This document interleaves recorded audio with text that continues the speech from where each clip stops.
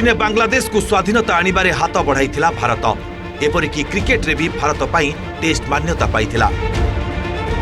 एबे किंतु हिंदू को गोड़े गोड़े हाणुची, खोजी खोजी मारुची। एपरिकी भारत आसी टी20 विश्वकप खेलिबा को नाराज ही देश। क्रिकेट भित्तिभूमि नथिला कि कोनोसी टेस्ट खेलुतिबा देश बांग्लादेश सह खेलिबा को कुंठाबोध करुथिले। इंग्लैंड और ऑस्ट्रेलिया भली क्रिकेट बोर्ड बांग्लादेश को विरोध करुथिले, हेले भारत किंतु पूर्ण समर्थन देइथिला। पड़ोसी राष्ट्र को सहायता पाई आगकू बाहरिथिला।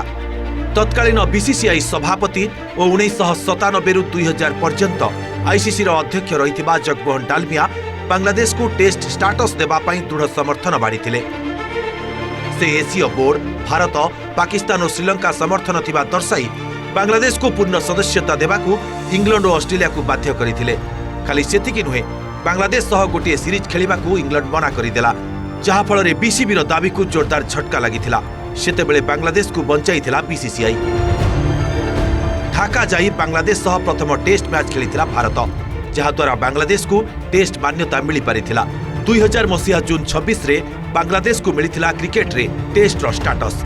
अंतर्जातीय क्रिकेट काउंसिल सर्वसम्मति रे पूर्णकालीन सदस्यता पाई भोट करिथिला। 10म टीम भावे बांग्लादेश बनिथिला टेस्ट क्रिकेट खेलुथिबा देश। बांग्लादेश रे क्रिकेट प्रति लोकक समर्थन को दृष्टि रखी बीसीसीआई समर्थन सह साहाय्यर हाथ बढ़ाइथिला। तापरे भी बांग्लादेश केबे भारतीय खेलाड़ी कटा मुंड धरी आउ केबे नागिन डांस करी सबु बेले भारत को शत्रु भावे देखि आसीछि।